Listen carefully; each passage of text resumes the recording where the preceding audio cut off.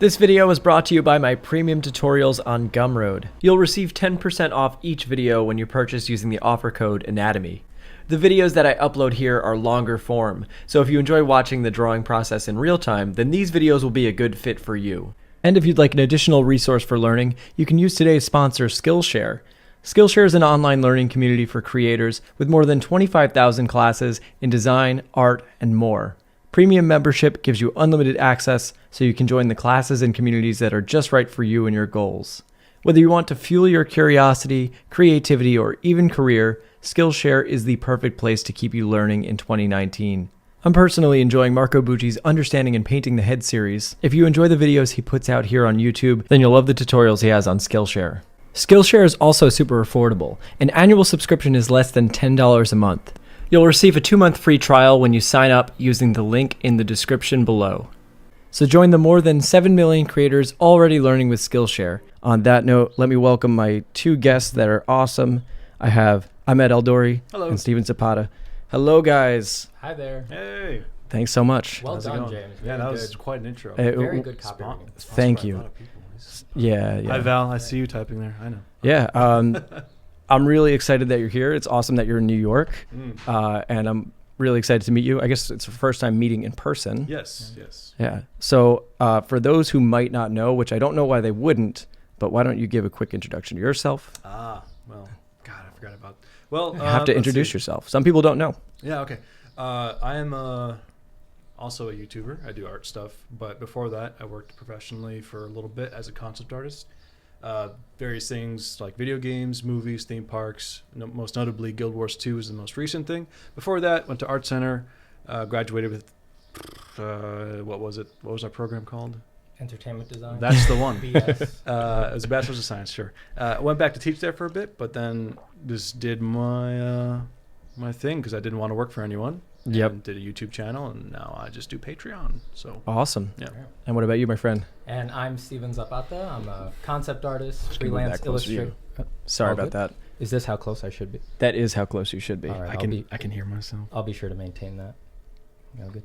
I'm sorry, you're good. Thanks, Right. Val. I'm Steven Zapata. I'm a concept artist, freelance illustrator, and unmedicated psychotic most of the time. I have to say. Last game that I worked on was Elder Scrolls Online. Did Awesome. that for a year and a half last year at some point, and the year before that. Very cool. Yeah, seriously. Thank you. And congratulations are in order. Oh, thank you. Yes. This guy just got married. Thank you. I'll try to display to the entire hypothetical room that I just got married. Yes. I married the woman I love. That was my masterpiece. So now I can just make art for its own sake. Awesome. And as I was telling you before, Ahmed showed me your work for the first time, and my mind was blown. I looked at it. I had one of those feelings where you ever see an artist and you're like, I don't know how somebody does that. And you instantly get that feeling of regret, like, oh man, what am I doing wrong? Oh, dude. I had one of those moments and it was awesome. That's like both very flattering and you can do it. Oh, thank you. I'm trying. You will. Don't feed his ego, though. I shouldn't. You're right. Okay, I should Please try feed to it. knock him down a few pegs. Somebody should feed it. No one's feeding it. Just a quick apology. We just had like pizza, New York Okay, pizza. yeah. So it's a bit of a food coma. But No. we're on the tail end of it. It was delicious. Yeah. I'm hyped. I'm ready to go. Dude, the drive here was a bit hectic, so that was fun. Oh, Woke yeah. us up. Yeah. I'm surprised you guys drove. It seemed like it was easier than the It was subway. shorter than the subway. Yeah. Well, New York pizza, obviously superior to any other place of pizza. Even Italy, I've been there before, and the pizza not nearly as good. There is no substitute. No, there is no And substitute. Don't accept one. So, Ahmed, let's take it back. Well, I'm going to go with both of you, but I want to take it back. How did you get started in art, and what was your introduction to it? Oh, well, I mean, just like growing up, there was always the obsession with drawing comics, Spider-Man, Batman, whatever. And, you know, like any kid who is enjoying it, I did it a lot. And everybody around me was like, oh, you're the artist. You're so good at it. And that reinforced, like, the whole, yeah, that's what I do. This is me. And so I guess the mileage got me pretty far. But then I took it more seriously in like high school when I saw like all the online stuff, Craig Mullins, concept art kind of industry. But I would always like be pretty attentive. That's the word, right? To like what's what's possible. So I was always curious, like, how Yeah. do you do that? How do you do perspective? How does the light work? And I was obsessed. And basically, I know a lot of people like want to go to art school because they want to get the dream job. I wanted to go because I wanted to just know how to do the thing. And so I first went to computer science engineering. Okay. That was a miserable, depressing, awful decision. But I would just skip class and then go to my apartment and just draw. So I ended up going to a couple different schools, community college for life drawing, all the while wanting to go to art center, just not believing that it would be possible. And two schools after that, because I went to Columbus College of Art and Design for about 2 semesters for the foundations thing, and applied to art center, and then the rest was history. But it was a lot of just being excited about comic books, movies, Star Wars, all that. Yeah. I think one of the main things that I see with a lot of successful artists, and something that I kind of complain about with some of my students, is that a lot of times they're looking to get a job more than just doing art because it's fun. Yeah. And I think what I see with your work specifically is you just go and you just have so much fun doing it. I think that's really the most important part. You know, the job will come secondary to that. Right. Yeah, I don't know. It was concept art your main focus? Did you think that you were going to work in concept art, or is that just something that happened? I think when I got accepted to art center with like the whole scholarship deal thing, I knew at that point, that was the pivot in my life where it's like, okay, this is it. This is what I'm going to do and it's something I could tell the world about. Yeah. Because before I didn't have anything certain or solid about like, hey, this is my future. This is what I'll do for a living. But at that point, it was like, now I get to learn the stuff I've always wanted to know how to do. Yeah. I didn't really care too much about like what it would be and where, but I knew because of what we learned, at the school, it was going to be concept art for a while. Okay. But having done that, having worked at various places doing concept art, I realized that's not really my thing. I could do it, and if I want to make a project with world building, I could do that, but I enjoy just drawing, sketching, illustrating. Yeah. For my own thing. Yeah. So is that your decision recently to kind of change things up? Yeah. Okay. Yeah. I mean, like going rogue and declining a lot of possible opportunities. Yeah.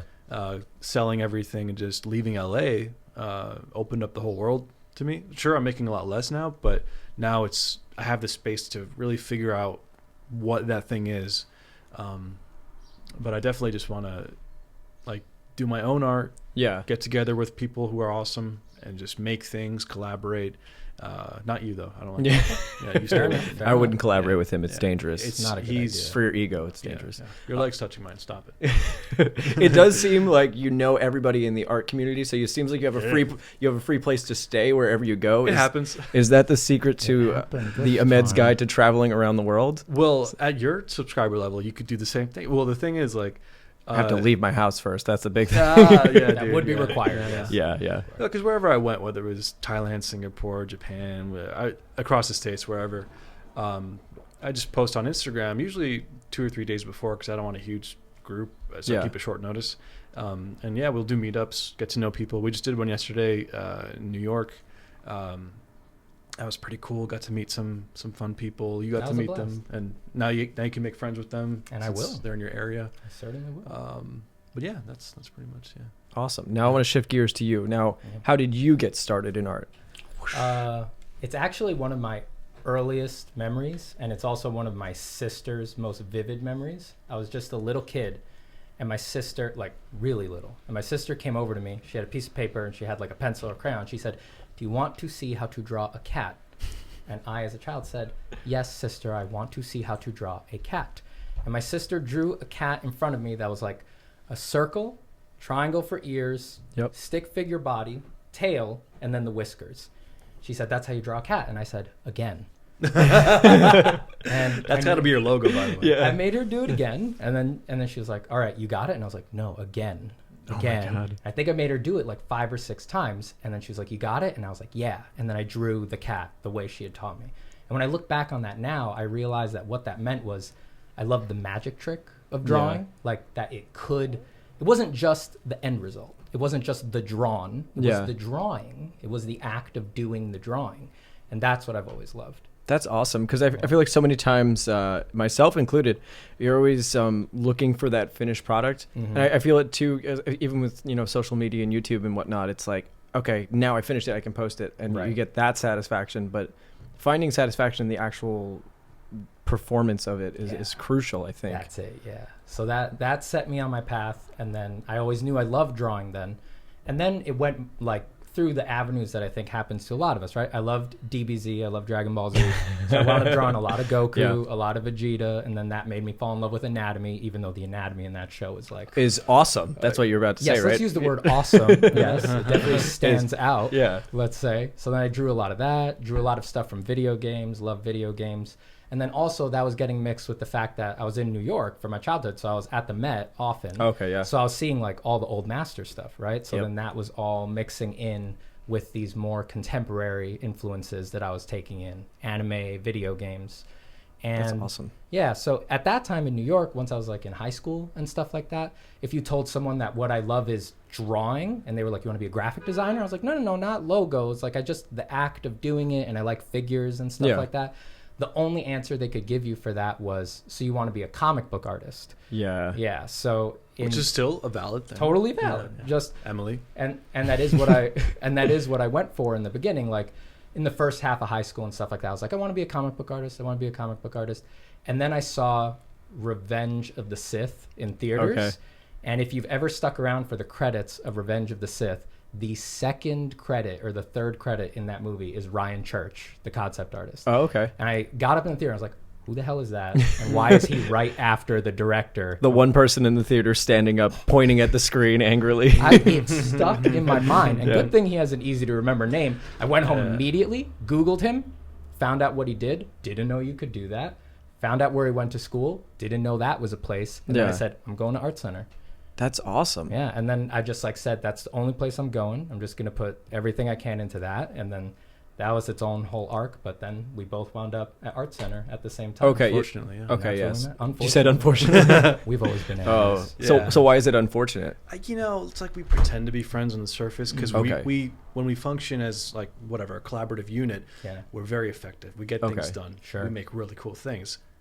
And we're like, the payoff is we have to be around each other. Mm-hmm. Yeah, that's the price we pay. It's it's a sacrifice. It's a compromise. I can't stand the way he looks, the way he speaks, the way he nods. We're exact opposites. Yeah. No, that's frustrating. Yeah, I could understand why you would be frustrated having to deal with him for so long. Yeah. I mean, look at his shoes. They're way better than mine. I mean, there's a table in the way, but no, Oh no, I can see those are some fancy shoes. These are my wedding shoes. I got married in these. Like 3 days ago. That's right. GG. Yeah. I scuffed them dancing, so I'm like, now they're just regular shoes. Now I can just wear them whenever I want. Now they have a history. Yeah. Yes, they're shoes with history. All right, so you ended up at Art Center with Ahmed, unfortunately. And were you majoring in entertainment design? Was it okay? Cool. We went in. What was our starting year? 2009. Yeah, we went in at the same time. We're old people. Yeah, we're getting old. But we went in through the same cohort. We did almost all of our classes together, huh? Wow. Wait, can I ask? So you say 2009 is old for college. I went to college in 2009. How old are you guys? I'm 28. 31. Oh, okay. I'm 26. I'm going on 27. Yeah, you're a little baby. Man. You have your whole life ahead of you. I have my whole life ahead of me.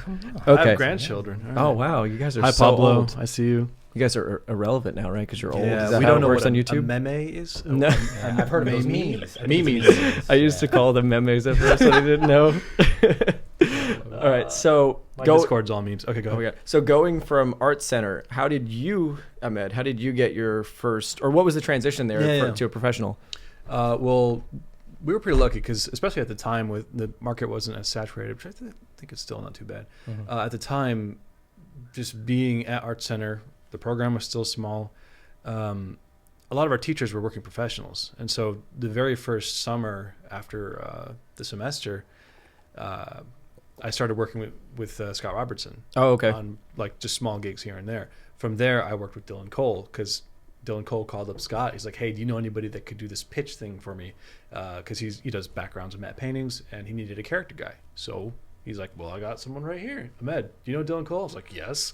And so From there, I worked with Dylan Cole a little bit more, and then my friend worked at a place, and then he's like, "Hey, we got this big project. It's a theme park place called Thinkwell, and we need an extra hand. Are you free this weekend?" And I'm like, "Sure, why not?" The pay was ridiculous. I'm like, "Don't tell them I'm a student." And like, "Yeah, I won't." And they didn't. They thought I was already working professional because I did the work, and B, I didn't tell them I was a student. So you kept your mouth shut. Yeah. And so they paid me like pro prices. And what you mean to say was that your work was really good, okay, and they whatever. saw You it. can summarize it to that. Yeah. And so one thing just kept leading to another, and it was at the point where, at the beginning it was like, I'll take anything. I just want to do the thing, and I want to make like some money to buy some burgers. And fast forward to after Art Center, like it's like you have to start saying no to these projects, and some some projects, especially out in LA, like for example, you have the theme park industry and the movie industry and video games. Certain ones pay more, especially theme parks, because most people don't want to do that. And I don't know why. That sounds awesome. Well, it's fun. No, not for me. Polar opposites. We both worked at the same place. Okay. But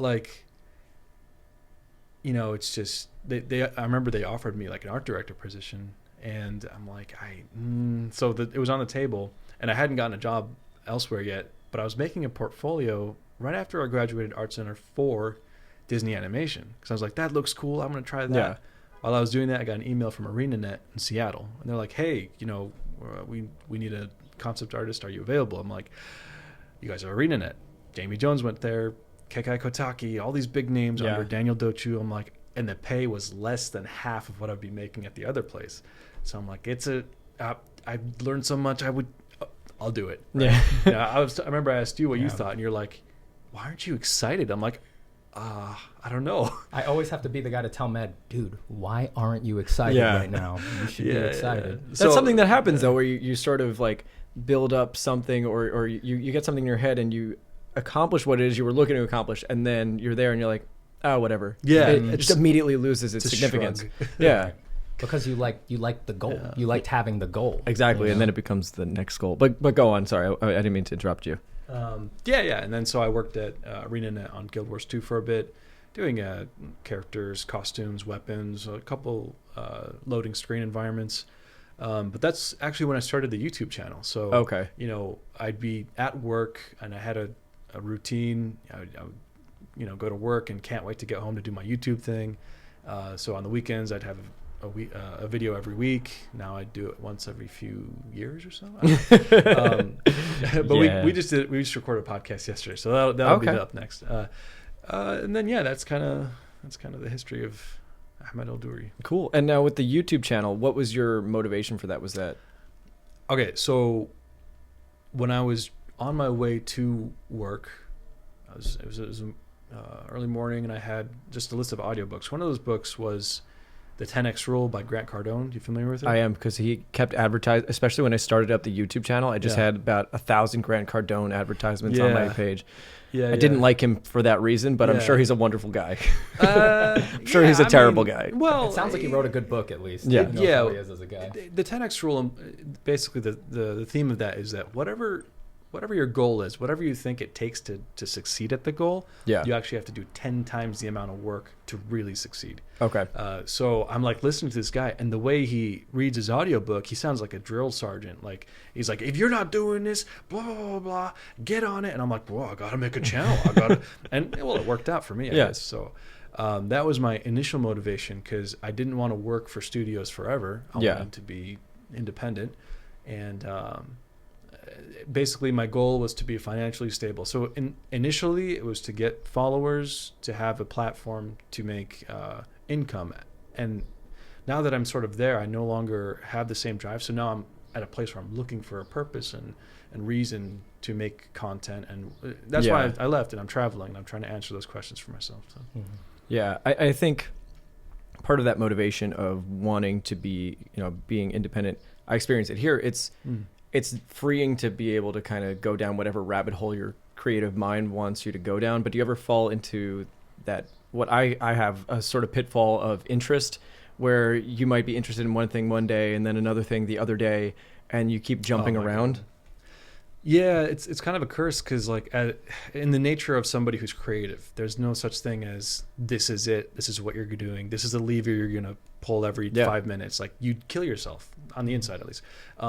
It just, the novelty of answering a new problem or being excited about a new prospect or frontier is the reason you're a creative person. And so jumping between different projects and ideas and wanting to reinvent things and like look at it from a different perspective, that's just our curse, but also a blessing. Yeah, it is both a curse and a blessing for sure.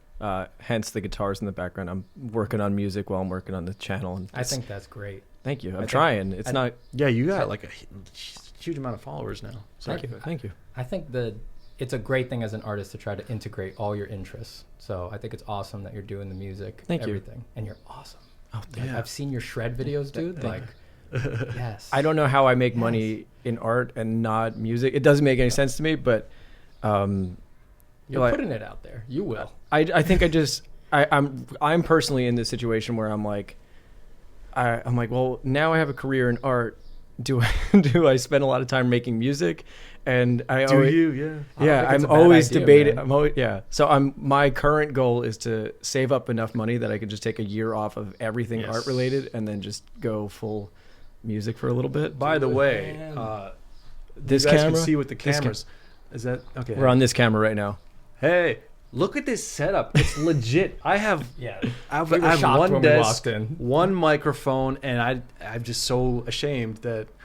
Yeah, and like he's got the little sound thingy. I don't know if we can see it. Oh no, you can see it. The sound panels on the back. Yeah. It doesn't just look real; it is real. Yeah, this is a real podcast. The stuff I do is just kind of like and he has a whiteboard. The whiteboard, it has some Goodwill Hunting mathematics on the back because my brother is a mathematician. It's ridiculous. Anyway, someone asked a question about imposter syndrome. We'll get back to that. Okay, we will. All right, Steve, I want to ask you some questions. Now, your transition from Art Center, how did that happen? How did you receive your first professional gig? All right, so I'm in school with people like Med, and I'm looking at people like Med, and I'm like, oh, look at Med. He's getting job offers from Scott Robertson, Dylan Cole, and other people may look at that and be like, Med. And I looked at that and I was like, this is a good guy to have around. So you see why I don't like him. I just utterly inserted myself into his life. I was like, hey, what's up? We're friends now. Oh, dude, somebody likes me. Hooray. I'm a conniving bastard. Let's get lunch, whatever you want to do. But yeah, I mean, hey, I vindicated it. I lived with you. We're buddies. We were roommates. We're Okay, cool. Hidden enemies. So, Med was always really, really good at drawing. He always had the talent. Me? No. I was terrible. He was pretty bad. I was terrible. Really? I was wondering how you even got in the program. Yeah, me too. You were that guy. Wait, you're not kidding? I was genuinely okay. I was like, okay. Yeah, I was really, really bad. So imagine my surprise when one day Ahmed comes up to me. I think we were downstairs in one of the life drawing rooms. I don't remember fourth for what term class. or something. Yeah. Probably, yeah. He comes up to me and he's like, hey, Steven, I had just given a presentation, and because I'm really bad at art, when I do a presentation, I exaggerate to cover my ass. I got to interrupt there. Not just any presentation, a performance. Oh. He comes from a theater background from here in New York, so he's like, he's got the chops. And all high school theater background. Okay. Please. What you did was a little bit beyond that. A little bit of falsetto? Well, sometimes. There's a lot of things going on. But we're all just a bunch of introverted artists with our sketchbooks, and he goes up there completely unexpected and, ladies and gentlemen, let me tell you about this blah, blah, blah, and my design. So good that the teacher was like, hold on a second. He went to get the department chair. He said, okay, do it again.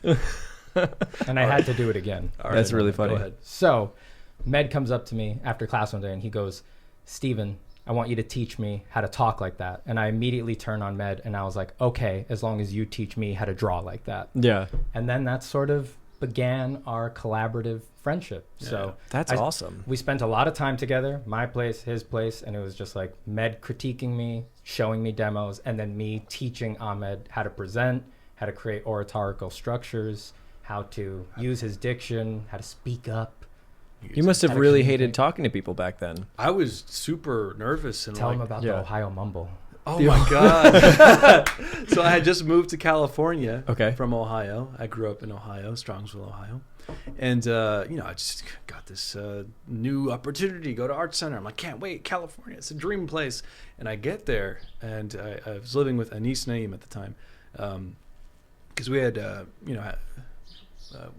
we were friends from some forum. Anyway, and I didn't realize until like 1 or 2 months in that people generally couldn't understand what I was saying. Oh my, okay, yeah. Because like apparently we would slur and mumble our words a lot from where I'm from, and so like the example I usually give, and it's the same example I've given for years now. It's like if I said it doesn't matter, just do whatever you want. You could understand it. But if I said it to my brother in this way, he'd understand it. I'd say, "Don't matter, sure you want." That's actually how he used to wait, talk. seriously? Like, I just how assumed it was easier and quicker, so I'm like, why should I say what I'm saying? It's like, why don't you understand what I'm saying? He's come a long way. Yeah. He's come a long way. I'm like, when someone told me, I'm like, really?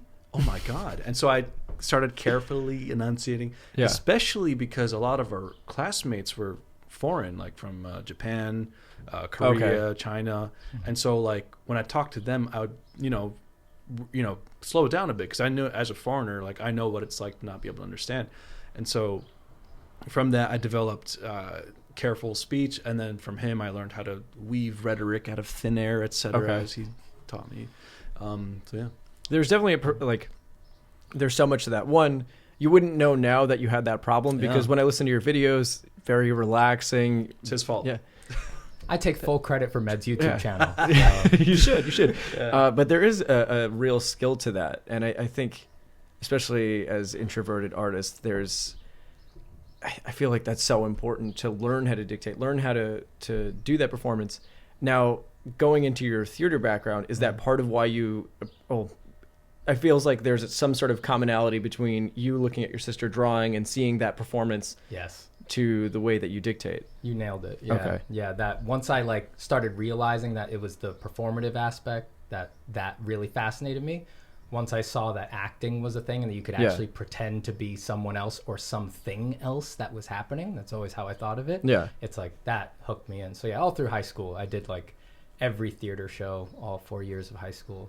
I think I really love that. Awesome. To add to that, someone did just ask a related question from Divination. Yeah, sorry, I can't really see the chat. Fine. It's just far enough. Steven, please give us some tips on public speaking and being confident. I love that energy you got, man. Oh, thank you. That's really kind. Please do. From Divination. The basic, the ground floor, and there's a lot of really good resources out there, is always try to remind yourself right before you go out and do your presentation that everyone wants to see a good presentation. Yeah. Like no one is there to judge you. They're not going into this environment like, I can't wait to sit down and judge people. Yep. They want you to put yourself out there and put them at ease. Yeah. So you're actually doing the whole room a favor if you kind of just like shake it off, say, I'm a little nervous, but I'm going to do my best for you guys. And then just like, go for it. Like, it is actually pretty stressful if you watch a really uncomfortable speaker speaking. Yes, that makes you want it to end. Yeah. So it's often good to just open up with something that'll open you up, something that'll dispel the tension a bit, and then just go for it. That's what people want. Yeah, exactly like you said. An uncomfortable speaker only makes the audience uncomfortable. Yeah, I mean, this isn't new to me. I'm an actor myself. If you have seen some of my YouTube videos. Have you seen? Oh my God. I have seen. Okay. Wait, have you seen the one on the subway? Subway. The only one I've seen recently is the boardroom of the clones. Okay. Yes. Well, I hired some actors. It was great. But we did do a performance on the subway where Olden Day James, who's a time traveling time lord from the past, just don't worry about it. Just don't worry about it. Olden Day James came. He was here in the present time period. An imposter was there, and we had a fight scene on the subway, the New York City subway. That's awesome. And it involved a lot of screaming and a lot of yelling, and it was. You can get away with that around here. Yeah, you can. What I love about they just won't look at you. Let me look at you. Okay. What I loved about it though is everybody in New York was just like, yeah, whatever. It's Tuesday. That's just how it is. Yep. They see worse every day. Yeah, they're just like shock them. Yeah. So, how do you feel that your acting experience has helped you in art? Yeah. I mean, I've seen it myself. Pretty directly. Like, yeah, I'm not I'm not like exaggerating it or making a joke out of it. I was really bad at drawing, even though I loved it. You're great now, by the way. Then, It's amazing. It's ridiculous. but because I got a lot of help from someone like Med and Yeah. my teachers who didn't give up on me because they saw this other thing that I could do, which was present. But in like an art school setting or in like an art studio setting, what presenting means, it's not just presenting. What you're doing when you're presenting is you are convincing the room that you are right about Yeah. what you did. That's the actual skill that you're practicing. And if you can execute that over and over and over again, you have value. You Yeah. have a lot of value. So then for me, like by the time I was leaving Art Center, like after 4 years, my skills were like just catching up, right? Okay. After 4 years. But then Med was already at Thinkwell, and then they got crunched with another big project. So now he had someone who he knew could convince people that what he was doing was the Okay. right thing, and whose skills who had just come up. So Med gave me my first job. Oh, He gave me wow. my first recommendation. That's really awesome. Thinkwell gave me my first job. Med gave me my first recommendation. Damn. So it's pretty direct. It's all pretty directly linked. Yeah, that's really cool. And no acting. You don't do any acting today? We're gonna unless get you there. count this. Well, you know? all right. Well, I'm trying to get him to do a YouTube channel Yeah, you should. because the world needs to hear more about his life. It's crazy. So, Potentially. Yeah, Yeah. you can talk about it now. I mean, yeah, I mean symbols and whatnot. And Well, I musical don't. instruments. It's not like I've opened it or anything. I don't. This wouldn't be a great time to plug because there's nothing there. I right? know, but you're I'm gonna. thinking about. Yeah, I've got this YouTube guy crashing on my couch for the past few days. So Yeah. I'm like, hey, you know, I was thinking of starting a YouTube channel. But yeah, if I did open a YouTube channel, I've always had ideas for doing videos explaining like symbols and the tools of symbology in art. that would be really cool. Yeah, because And I think that's something that's lacking a little bit. I can attest that it's lacking, especially in my art, which is the least emotional, least symbolic thing possible. It's we need some sort of resource for making, I guess making art have meaning. Yeah, I would And- love to provide some sort of channel that kind of gives people. Yeah. a little That's really important. Can I cut you off? bit. Cut him off. Quick Please. shout out to Elsie, Pat, Fireseal, Emily, Pablo. Love you guys. All right, go ahead. I love them too. Yeah, to finish my thought, yeah, just symbols are great. I love symbols. I also love symbology. It's not a very narrow field. It's actually a very broad field. So the videos on my channel, I would imagine them as like a little bit of literary analysis. Like, Yeah. here's the Iliad. This is what happens in it. But here is the deep symbology of the Iliad and what it means for your life. Yeah. And then because you're a person before you're an artist, that applies to your life. And then I'll talk about transferring that into your art. Boring. Sounds a little boring. Needs more when I anime. say- Yeah, I'll see what I'm I just can do. kidding. Maybe It'll be watch a great. few It'll be anime. great. I think it needs to have more boobs, and then it'll be fine. I'll try to find a way to. There's plenty of boobs in the Iliad, so So Oh, hey, Chad, that's my student. you have a Chad? I have a Chad. you have a Chad. That's awesome. He's got Chad genetics. That's amazing. So something that I find to be really important in art that I wish more people did in general is understanding how important it is to just sort of go and not have any resources and just go for it and Oh, just yeah. dive in head first. Mm-hmm. So, like I was just telling you guys, I'm trying to animate, and one of the things that I did, I've done a ton of shitty animations, and I've just kind of dove headfirst, animating things from reference and dancers and whatnot, and maybe all my frames are fucked up. But I found that just kind of going and doing it has provided a lot of mileage that maybe I wouldn't have gotten if I just sat and read a book about it. Yes. Absolutely. Mm-hmm. I mean, you can't no one ever just starts on a path and is good on the first step. Yeah. Like you got to stumble, you got to mess up and learn from so many different sources. Like the thing is with our platforms that we have and with YouTube and the connections that you can make, a lot of people developed a dependency on, if I don't know how to do something, I have to ask and make sure that I get the certain answer first. Yeah. Right? Whereas for us, like growing up, I didn't have any resources for learning how to paint. It was just like my grandma did oil paints, but it's like a different kind of thing. And I remember seeing this cover, and I've talked about this before, of a PlayStation magazine, and it was beautifully colored. And I was like, I want to learn how to do this. So I want to learn how to do this. That's a bit of the Ohio. And so I go to the basement. I'm like rummaging through like this box. I'm like, I know there's paints here somewhere. And I got my grandma's like oil paints. I was like, maybe this will work. And I look at the cover. I'm like, I'll try. And so I take just like a tube of magenta, a tube of cyan, a tube of white, and like with the pencil eraser. I just like started mixing them and tried to like make something. That was my first stumbling, and it looked awful. It made no sense. I drew a thing first to like paint. It was garbage, but like the willingness to like not depend on having a path set, in front of you first is I think a necessary skill to develop. It is, yeah, it definitely is. I kind of notice that I have a problem with that, like especially with design. For some reason, my brain just can't wrap my head around coming up with original designs, and I'm always looking for answers. And I catch myself doing it and say, no, don't try to look for a textbook. Don't try to look to some other artist. Just kind of go for it. And I know that's sort of counterintuitive to us having YouTube channels providing answers, right? But that is an answer in itself. So yeah, like in and of itself. An answer that is not an answer is like the reverse of an answer. That's confusing, and you lost me already. Okay, 2 + 2 is 5. By the way, let me try to put it. Yeah, in. sort that out so for us. For every so let's say you ask your instructor for a pointer, right? And they give you advice, but when you hear it, you're like, that's not clear, right? You could choose to see that as a problem. Why isn't this more clear? Why isn't it easier to understand gesture, values, something along those lines? There's another way to go with that, where you say even the instructor put it in words that are unclear. So this is an unclear concept. Okay. So it turns out that lines, values, everything are naturally flexible. They're confusing, and there's a lot of things you can do with them. But I paid you, so explain it to me.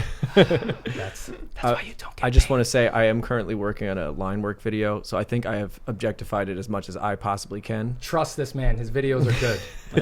He's great. Yeah. You get it down to He brass actually tacks. cares about his channel and his videos. It's amazing. The only part I actually care about is the sponsors who pay me, and the other part that I care about is the skits. We should talk about the sponsors real quick. Sure. So, Skillshare. Oh, we should actually talk about them. I do Hold like on. Audible. I use Audible Hold all on. the time. We should talk about them because we're almost 40 minutes in, and they want me to do this. That They- was 40 fast. minutes? Feels like Dude, sorry. ours yesterday was like, are we almost done? It's 20 minutes. Oh. Well, anyway, guys, this episode was in fact brought to you by Skillshare. Again, you can use that link, skl.sh/moderndayjames. It's wonderful. Go over to YouTube if you can't remember that link, because that's a lot of letters and dots and whatnot.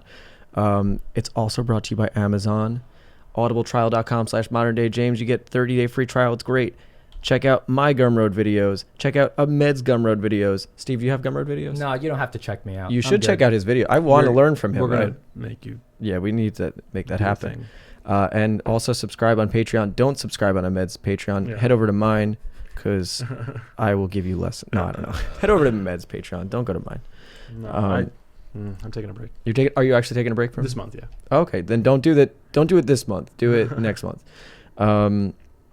So yeah, actually, let's talk about that. How come you were taking a break? Is it a burnout situation? Is it just a life situation? I mean, wanting to experience life. It's well, I don't know, man. Like, it's great. I love the people on my Patreon. Like, we have a really good community.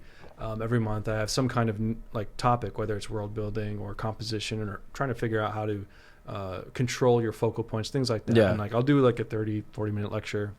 I have a couple of your Sometimes. Gumroads. Oh, well, thanks. Yeah. So And then and it also comes with like a sort of like an assignment, the same way I would assign it at Art Center or something. yeah. And now I'm just like, I have ideas of what to do for the next lessons, but I'm also taking a step back to sort of look at it from a new perspective. Okay. Especially since I had to come here anyway to New York for the wedding, and just a chance to like kind of, like I said, just look at it for the fresh eye. Yeah. Do you find it hard to transition especially with something like a Patreon where you already have a set up structure, and let's say you decide that you want to do something completely different. Right. You want to do running videos or something. I don't know why you would, but do you find that transitioning in that way is really scary? Obviously, you're familiar with it by leaving LA. Like, what is your process of going about that? Well, there's like the things that would be fearful is like, well, if you make such a drastic change, like I already have an audience. What are they going to think? They expect this. Like, if I suddenly do this, then there's the risk of losing that, right? Yeah. Addressing that, it's like your audience, if they're not there for you, and what, like, usually they are, and so like they kind of want to see you succeed. Yeah. And of course, there's like a lot of people are just like, nah, I just want the tutorial. Screw you, like whatever. But if I was to have an audience, I would prefer that they're someone genuinely on the journey, you know, together, right? And which means like, hey, buddy, you're an artist just like me. I want you to be as authentic to you as possible. Yeah. And that's the like meta collaboration that happens. Yeah. And so that part could be scary at first, but I think my step away from it right now is that it's like just I want to restructure how it works. I think the tiers are a bit weird right now, but yeah, that would be my answer to that. Yeah, and it is pretty evident in all your content. I listened to some of it, and it is almost like mental health, or you're there not just to see you do really awesome drawings. It's also like you're creating an experience for everybody. You're helping them. You're almost being their Grant Cardone. Sure. Yeah. Because I remember I just there's a few of your streams that I had and I listened to, and it looks as though we are frozen in time on my end. I hope we're not. Hold on. I'll just hold very still. See, now I'm frozen in time. Oops. It looks as though we're gonna have to pause this. Do I speak Arabic? Yeah, I speak Arabic. We are. Oh wait, we are not frozen in time anymore. I'm the one with the red hat. Yes. Those of you asking. I can speak 3 languages as well.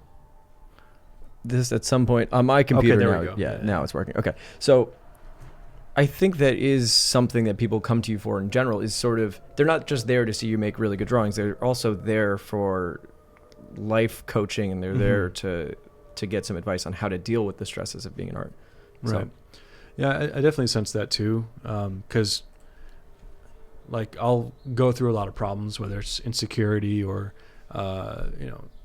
finding that I'm stuck with something for whatever reason.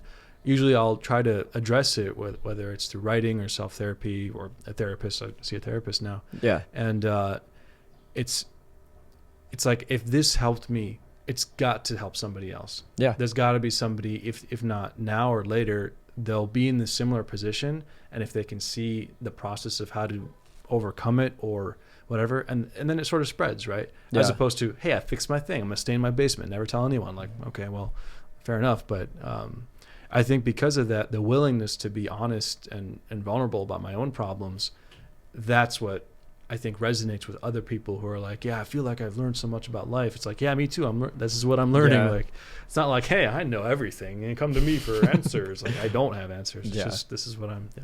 I guess that's true. You can't go through any of this stuff without you're in this constant battle with yourself, because you're always critiquing yourself in order to push yourself to get better. You're always your own worst enemy.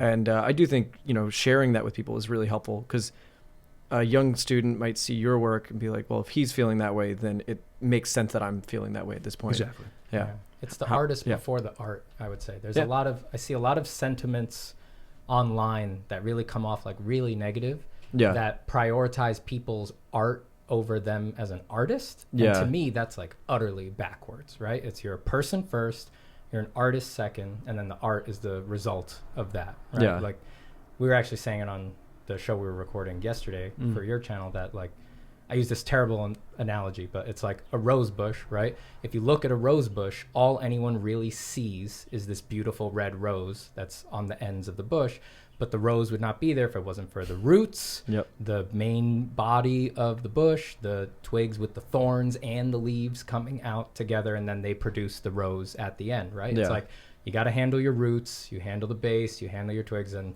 your art is just that beautiful thing at the end of that. You know? The cherry on top. The cherry on top. You have to handle the foundations first. It's all self-same. It's all like that's a true. fractal. I think that the life balance can often be really difficult in any creative field. I think going to therapy, everybody should do that. Yeah, it's a great it's idea. I'm working on health insurance, so that's my first situation to handle. Great. But how do you guys deal with that? Like, what sort of things do you do to keep your life in balance? Maybe hobbies, going out, doing. You want to go first? Yeah, sure. Well, I think the last month or so has been completely different for me for the first time in my life because of therapy and anxiety medication, and so it's like seeing the world for the first time. Okay. Which is why another reason as to why I stepped away from Patreon for a bit. It's like reframing everything, and like my field of view as all this data, and I'm just like rearranging and understanding things, because without the anxiety, it's like I have the chance to do it now, right? Yeah. And so I think what was the question? I think I was just saying, like, what do you do aside from art to sort of take your mind away from it? To balance your and life so out. for me, like, I play guitar as well, probably not as good as you, but like I dabble. But lately I've been trying to find an answer to the question of how do I get stuff done? How do I be productive? How do I have a routine that I would enjoy and be satisfied with, like with meaning? And what it took was I needed to unplug my router and my modem, because when I did that, after frustration of video games and getting destroyed in Tetris by Joyce, God damn it, she's so good. Like I got so much done. Like 2 days in a row, I cleaned my room, if you will, right? And the dishes were clean. I did all my work that I need to do art-wise for the Patreon stuff. Awesome. And I was able to enjoy like moments of like the sun being out. I'm like, this is the first time. Oh my God. Like, shit. you know what I'm saying? So that's that. I need to I'm do learning. that. I'm still figuring it out. I have this addiction to the NHL video game, and I think I made the first healthy step. There's a game? There's games every year. I made the first healthy step, which is instead of doing that, I registered for a hockey class. Nice. Every Wednesday night, I'm gonna go play. There you go. Yeah. That's the best alternative. You're already interested in it. Just make it physical. I always feel like I need to have some sort of physical hobby, because I'm here at this desk all day. Mm-hmm. I've been doing rock climbing. That's awesome. Yeah, rock climbing is so much fun, and I have this competitive urge. So like, I'm like, well, I'm just gonna become the best rock climber. I'm like, no, I gotta get that out of my head. Oh, right. I'm like, I'm not gonna be the best rock climber or the best hockey player. You can just do it for fun. Yeah. Yeah. And what about you, Steve? So for me, thank God for my wife, man. Yeah. If it was up to me, I would just be like at home alone drawing all the time. But like, I came up with this policy a long time ago that when my wife pitches me anything, like our friends want to do this, what if we go do this? Or if any of my friends say, should we do this, should we do that? I always just say yes, in the full knowledge that most plans fall through. Like someone doesn't pick it up, it doesn't happen. It's the best. It rains that day. So I just, a long time ago, I put on this policy, yes, and then since I already committed, when the time comes, I'm just like, I chose this, and then I go do it, and then once I'm there, I have fun. Do you want to visit Ohio? Sure, yes. No, goddamn. We'll see what happens. I don't want to visit Ohio. No. We have nothing. We have corn. I've been there before. You know? Oh yeah, yeah. Yeah. Remember we were gonna go to Cedar Point, and then we slept. No, you were just like, I gotta take a nap. And I was like, well, That Med doesn't wake up. Yeah, that's good. Yeah. So yeah, I put on that policy. I think that's really helpful. You know, if you just let your friends drag you out.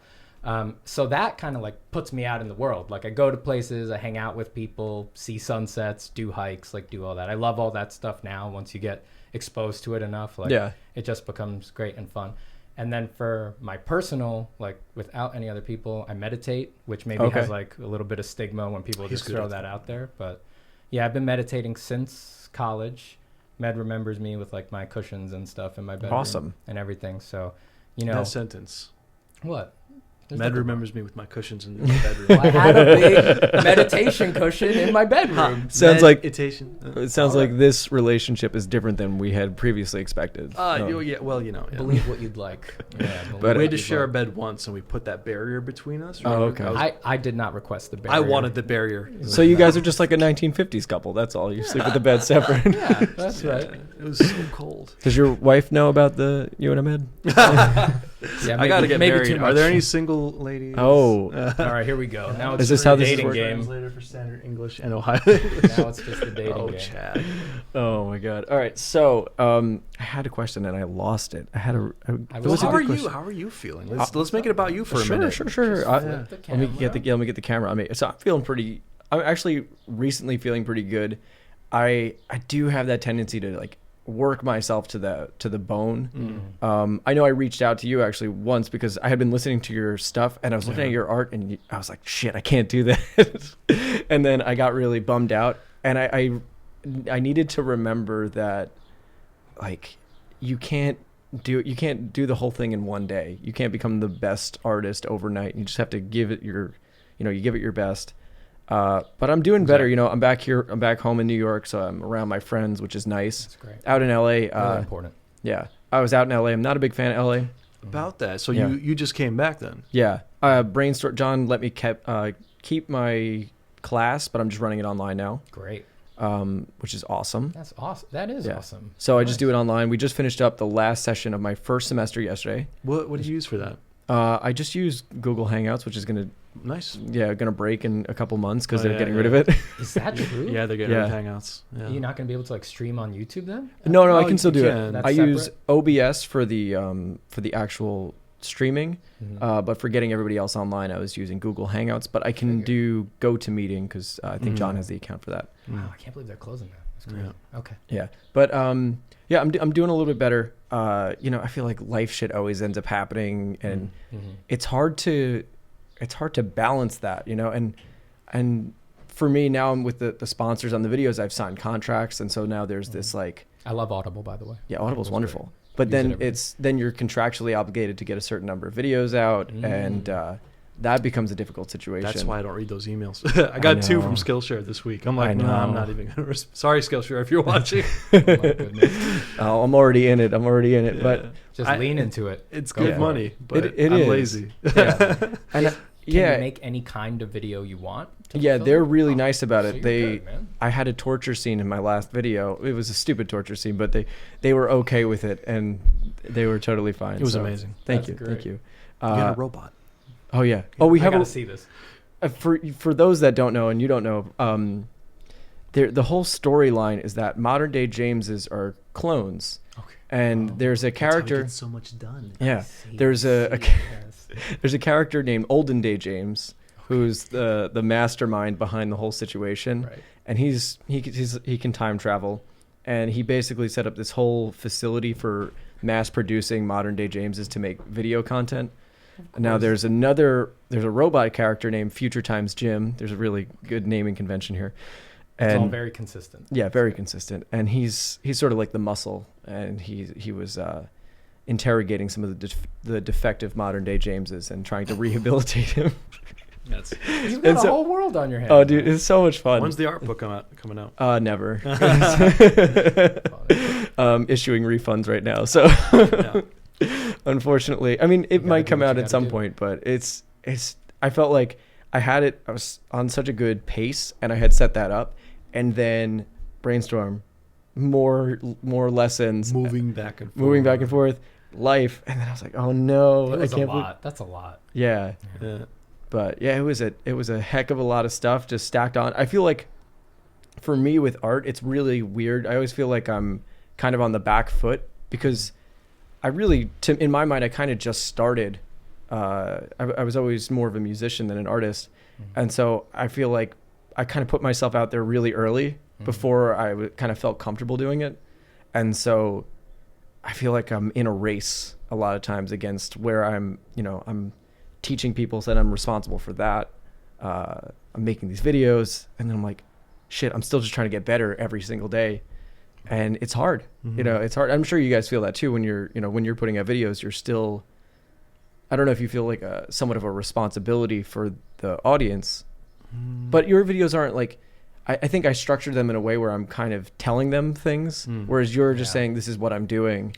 And that might be a better approach to it. Well, that's something I learned from Gary Vaynerchuk, which I'm sure you're familiar with. Yeah. He, Gary V, if anyone else doesn't know. The idea when you're doing something like this, a creative endeavor, or having a platform, it's not necessarily where you have to create something, but rather document what it is that you are already doing. Yeah. Like it's a documentation. Like, because if it's just, hey, this is me, this is what I'm going through, this is my art, that's ideal for me, versus what do they want to see? Let me make a list and bullet points. I'll make that for them because that's what works. It just feels forced, rigid, and kind of fake. So yeah, that's a good point too, because I think maybe it's the narration that I do. Something about it comes off more like a lecture than just sitting and having a chat. And so I do think some of the younger people will watch that and then take that as gospel. But if I get something wrong, then then you get criticism for it. Like The thing with like, usually what I say is like whatever's on my mind. If it happens to be untrue, someone will say it, and I'll be like, and I'll assess it and be like, okay, you have a point, cool. Yeah. But if they come attacking, like, wow, you're such a horrible person, but which has happened. Weird. Yeah, there's a lot of those. Are you okay? Like, what's obviously this is it's not not about that what's happening here. Yeah, right. Mm-hmm. Then it's like, okay, that's not my problem either, right? But at the same time, my intentions are just, I don't have bad intentions. It's good intentions. I want to share the process. I want to help other people. At the same time, support myself so I can continue traveling and drawing elf girls. Yeah, there you go. Working out great. Yeah. Working out great. I think one of the biggest shocks for me was the like really aggressive negative feedback online. How did you? Mystifying. It is scary. And even now, I try to look at it less and less, and I'm still actively doing that. You get negative feedback all the time. Really? Yeah, all the time. I mean, my people on Discord sent me a lot a 4chan stuff at first. Well, that doesn't count. I didn't know that. I'll See, talk I didn't. about 4chan. I had never heard of that website. Yeah, I got hurt from that a little bit before too. Yeah. And so then one of my people on Discord sent it to me, and I was like, wow, people think this. Yeah. If I remember correctly, the thing that they said about me was like, this towel head is okay at drawing, but his work is so effing generic, it's garbage. And I'm like, he's kind of right though. And so it kind of like, I was like, yeah, my work is kind of generic. So in a way, it was like criticism and like, being a jerk. But you call me like racist names, and we say it. But it's a little bit different coming from him though, because he's got. Just kidding. For the record, I do not. I always call him my eternal champion. Aldoori. That's so sweet. Yeah, that's so sweet.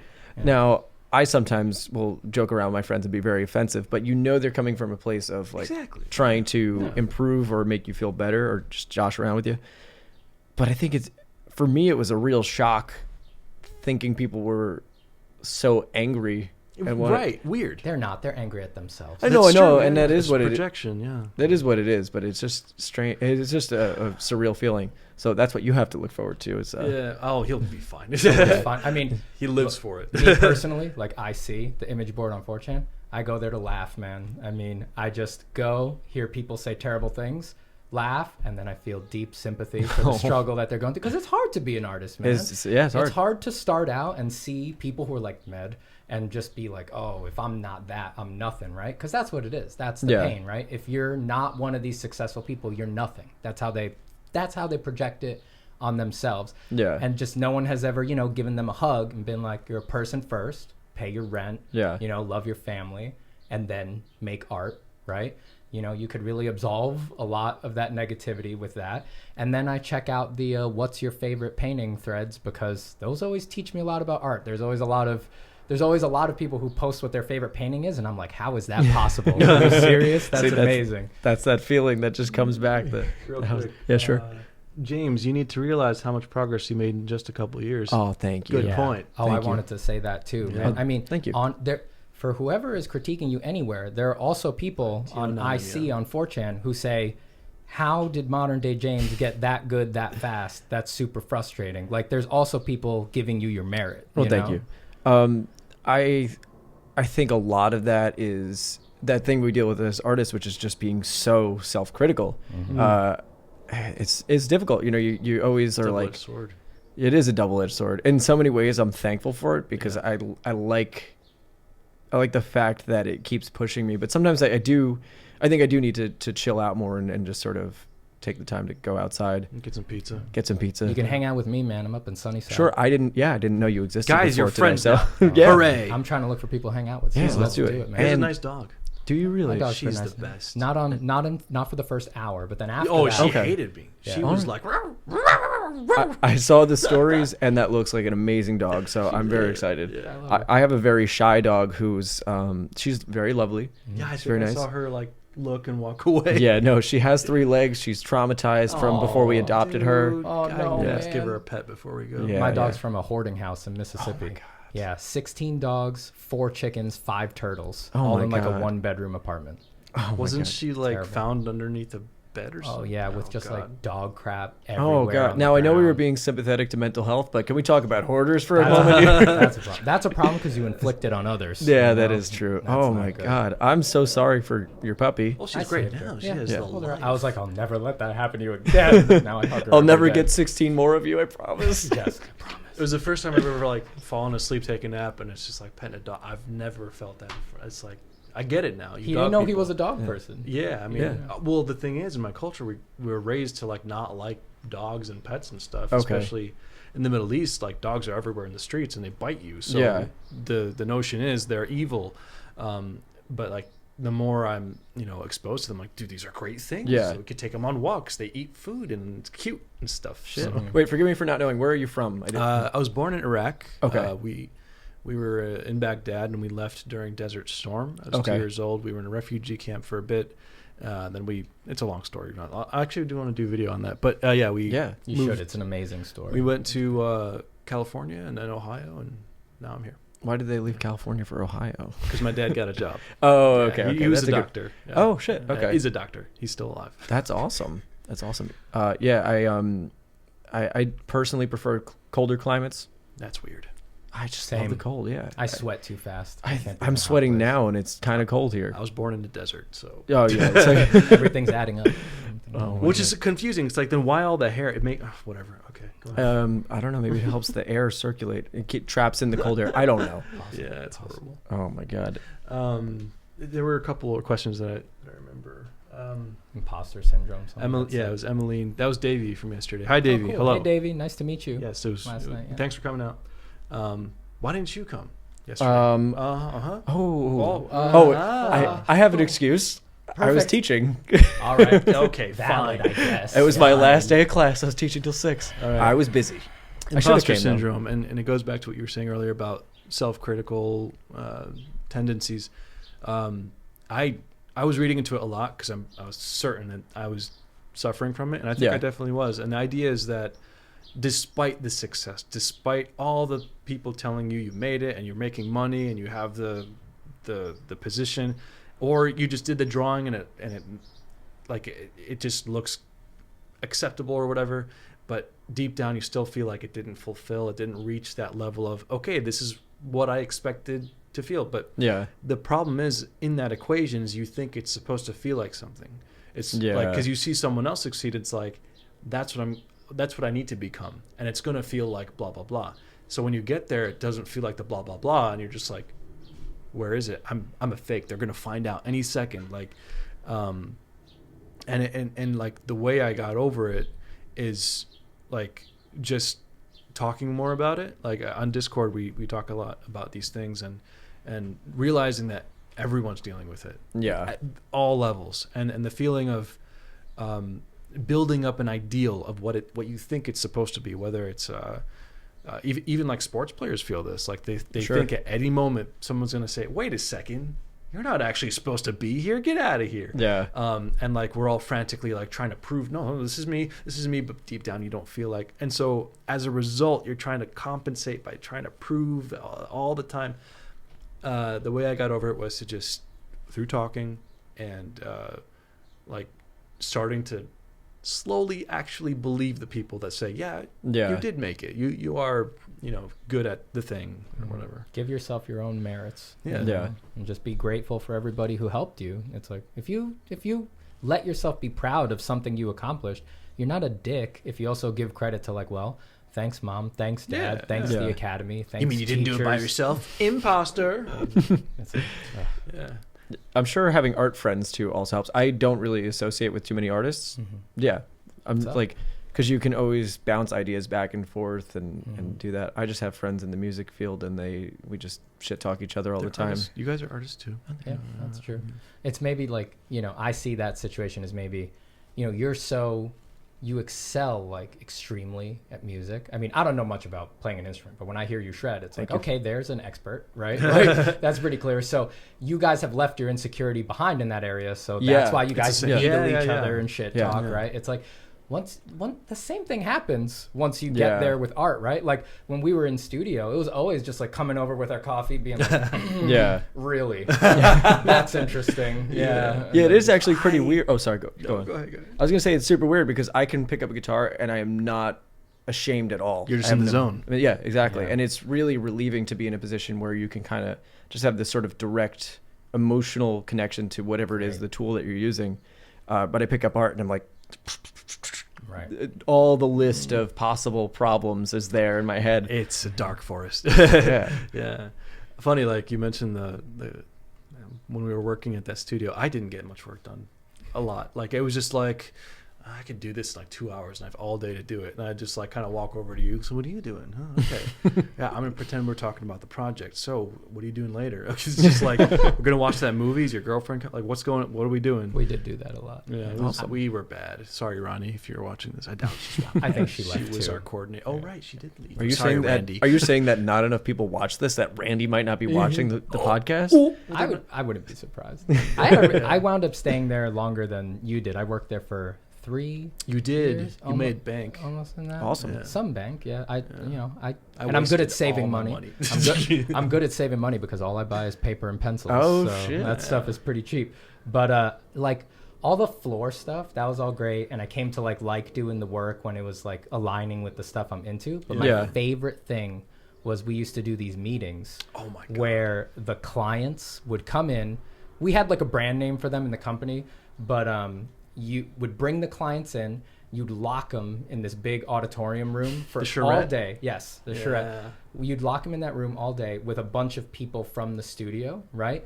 And you would spend all day brainstorming with them. And if an artist was available, an artist would be in there and you would sketch ideas in front of the clients. Talking about. That's really cool. As they were talking about it. Yeah. I was horrible at that. That became my favorite thing. That's because you like the performance aspect of it. Yeah. You like They that. let me do that once, and like, cause like I didn't really know what the concept was, and I was like trying to understand what they were saying, and Tyler came over. He's like, okay, so yeah, just draw whatever they're talking about. I'm like, oh, okay.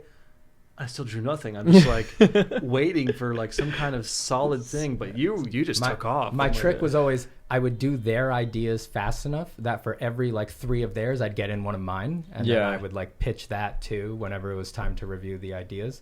And I was just lucky that they weren't terrible, because some of them were like, hey, we should carry that through. A few of the things that I pitched in those meetings actually wound up being like final deliverables for some projects. You've done things at that company that made them millions, and they didn't give you all the millions. I don't claim my merit. I really appreciated that job. I'm so happy. It gave me so many opportunities. Earned them a lot of money with the pitch that you just did. That's really awesome. They are a great company. If you're looking for themed park designs, you should go to them. Did you catch on to that because did you gravitate towards that because you have this sort of knack for performance, or? Well, they approached me one day. I didn't know that was part of my job description. I think they probably did the same to you. One of the management came over and said, we need someone for the meeting. Do you think you could do it? And it's my job. So I was like, yeah, sure. I didn't know what to expect. So I went. They didn't either. So I went in. And the first time when I saw what was happening, like, it's the client. Oh, with the money on the line. Oh, all of us on this side. Oh, and then at the end, all the drawings. I was like, okay, stressful. And then I was like, all right, we're going to figure this out. By the second or third meeting, I was like, the best thing you can do is just not worry about it. Because again, just like a presentation, the client doesn't want to see that anyone's stressed. So I would just come in like, what's going on? Meet the client, say hi. You'd always smile. You just smile. And they just love that. Yeah. It's like the drawing. You have a good face for it too. They're probably like, oh, he knows what he's doing. You're good. Yeah.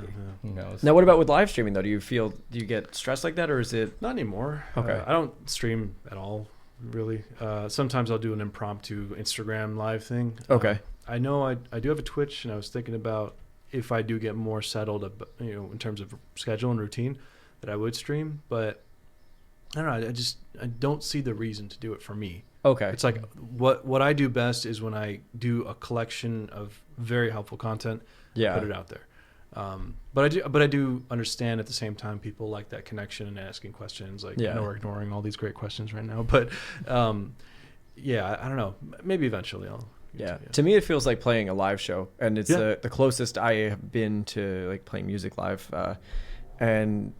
Yeah, I don't know. I like training that ability to sort of connect or disconnect my drawing mind from my speech mind, so I can kind of just keep a stream of consciousness going while I'm drawing. Yeah, I like that though. It's fun and it's cool to talk to the audience. And speaking of which, sorry. I was gonna say I stream for that reason, and also because it gives me the performative aspect as well. And when I'm streaming, it's like I almost feel like I'm just doing the drawing to fill visual time, and I'm really there to answer questions. That's what it feels like for me. Yeah, I agree with that. I think now, since I'm looking at the world all differently, I would reframe it, because in the past it was definitely anxiety-inducing. It's a stream, it's live, people are watching, I have to do a good drawing, etc. And so now that it's different, I think it would be a different reconsideration. Lucas asked, and this would be a question. Hey, Lucas. He said something about... Where are we? Wait. A little bit higher. A little bit higher? I heard people saying that the workload of Art Center is actually much larger than that of an actual company. Is that true? That's also my student, and he said that to me, and I said I have no idea. At least for the time that we were there, I would say definitely yes. Absolutely. Definitely like they yes. over-prepared us. Yeah, it made it easy to it was easier to schedule within an 8-hour workday. And, when you're at a company, you're not just your desk, you're talking to your friends, in a way you're networking with them because they're all professionals, right? Like you can't just be tethered to your desk. Yeah. So it was a good thing. Yeah, I'd say the workload at Art Center was definitely way more than what you do on a day-to-day. Which is why earlier I said, like, they gave me this thing that I could do in 2 hours, but I have 8 hours to do it. It's like at Art Center, you're used to like, okay, I'm done with this, got to move on to the next one, then the next one. And it was, I don't think it's so much the same anymore, but it was definitely an over preparation. And that's good because you need the chops, right? Yeah. Like you get the chops up front so that you can be more relaxed around the people later. Yeah, when there's money on the line, you don't have to worry about it. And there was Revi that asked about how do you deal with failures along the way. Is that who asked that? No dog here. Sorry, we left it at Steven's place. Hi, Revi, by the way. I hope she's not peeing. Oh, dude, yeah. Dude, she's all right. She'll be fine. She'll be fine. Yeah. What was the question? I had a question, though. So you still work with companies in out west, or is it? Yes. Right now, I'm doing board game work right now, and that's for a company in Washington. That's with Peterson Games. And yeah, the theme park design company was in Los Angeles, and I was in-house there. Okay. And then I did all my work for Elder Scrolls Online from home here in New York. Awesome. And they're down in Maryland. Okay. Yeah, so what was the decision to come back to New York? Is just you liked it better? It was to be with my wife, or my current wife. Yeah. She had lived in LA with me for 2 years. Yeah, your previous wife wasn't. So. We don't want to talk about the her. Catholic Church that. I'm very upset. We had been living together in LA for 2 years, and then she got a job at SVA here in the city. Cool. Yeah, in administration over there. So, when she got that job, we planned it out. We were like, that's a really good job for you. You got to do this. That's the career you want to pivot into. She was like, but you're here. And I was like, right, you go. Give me 6 months. I'll save enough money to have a year, right? Sort of like you're thinking about. Yeah, so then once I saved it, it was about 4 months after she left. Then I drove cross country, came back here to New York, and then I just started job hunting. And eventually I found ESO, which I found on an ArtStation job listing, by the way. Oh, cool. So go figure. If you're looking for jobs, that is a totally legitimate place to find work. And New York is far superior and not on fire. That's always what I say to everybody. Currently not on fire. Currently not on fire. There's no such thing as a fire season. That no one should be subject to a fire season. That's horrible. There is a store at every corner. You can just walk everywhere. Public transit actually works. I love this place, man. It's so much fun. I love New York. I think New York. He's trying to get me to move here. You should move here, and then we can all start a but network. I want to be bored in Ohio because I'm surrounded by nothing but corn, and it's just by myself. Why would I leave that? You're so charismatic. You're so talented. What are you talking doing, about? man? I'm an introvert. I don't know how to speak There is sentences. cow tipping out there, right? There's cow tipping you can do. There's cows. Oh, Yeah, yeah. we have cows. Cow tipping, I've never done it. Next time we're in Ohio, please take me a cow. I've never done it either. But my friends have. I have a story for that for later. What didn't I like about LA? I'm sure LA, for some people, it's nice. For people that are maybe they like to do hiking. I like to go for runs, but I don't really like to hike. Mm-hmm. But I like running around here in Bay Ridge. I have this there's this thing called Shore Road. It's beautiful here. Yeah, just go right along the river. Look at this Verrazano Bridge. I like that everything. I can just walk anywhere. It's not that I didn't like LA as much as I preferred to be home here in New York. LA was definitely an upgrade from Ohio. Oh, yeah, yeah. So I liked it at first, but after 9 years, I got sick of it. Yeah. Ahmed's starting to like Sunnyside. So look, the pizza's good, the dog's nice, but I don't know, we'll see. Yeah. So what do you think is the future for you, Ahmed? And then I'll go to you, Steve. Right now, I don't know, since I'm still like reframing everything, but things I can say is like I do plan to do an art book. Cool. That I should be announcing either in a week or two. You just announced it. I mean, like an official, because we did that yesterday. That happened. But I mean, like too. an official, like, hey, blah blah blah, Kickstarter, blah blah blah. Because I'm Gotcha. in talks with the publisher, and Cool. and I want to. Sorry. You know, That's all right. I'm really at the moment inspired by Love, Death, and Robots. The idea that there's mini clips of short stories, like an anthology. So it would be, because I have tons of ideas. I don't like the idea of doing one big thing. I like snippets, like there's this, there's that, because I have like this artist ADD, like we talked about earlier. Yeah. And so there's that. I do want to eventually be more consistent with the routine for YouTube, and I'm really optimistic and hopeful because of the therapy and medication, but also like the revelations that I'm learning along the way, such as, hey, unplug the router, you get stuff done. Yeah. Because I found that having internet was my subconscious way of reinforced neurons to distract myself from working, because working gave me anxiety. So it was like my coping mechanism.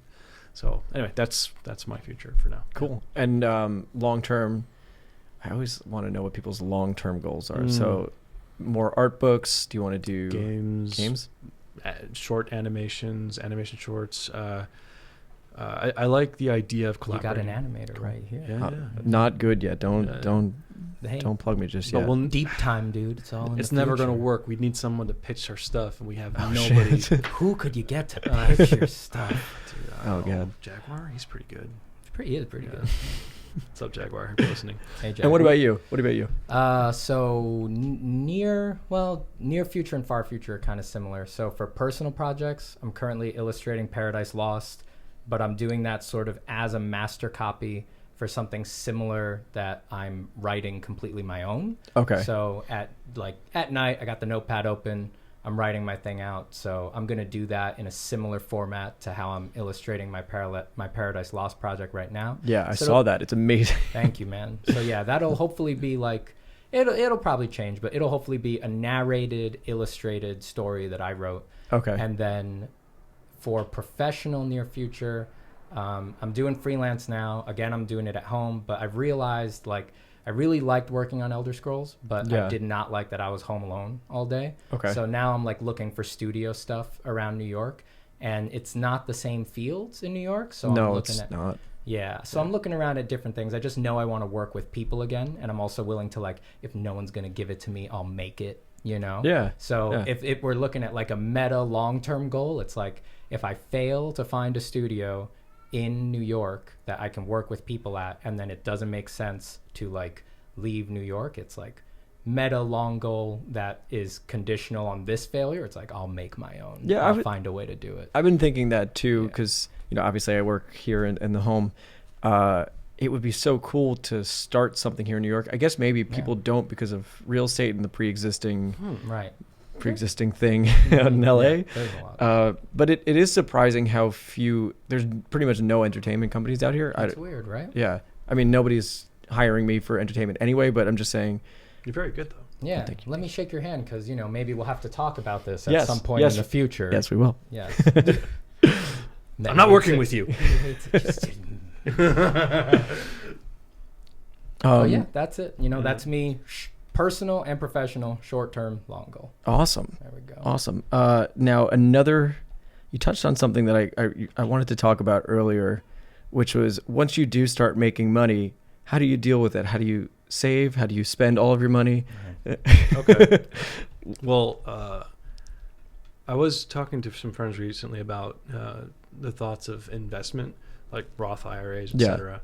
So that's kind of floating in my mind, knowing that in the future it's good to have some kind of thing building in the background. Yeah. But ideally, what I like to daydream about is like I just do this one project, I sell it off as an IP to some movie thing and just make a ton of money, so I never have to make money again, right? And just like live like cheaply. So then the notion of money is just out of your it's life. Like, as an artist, I don't like the idea of like money and Ferraris and stuff. Like I like the money in the sense that it allows me to travel and do things, but I'm not in the hustle in the way Gary Vee or Grant Cardone are.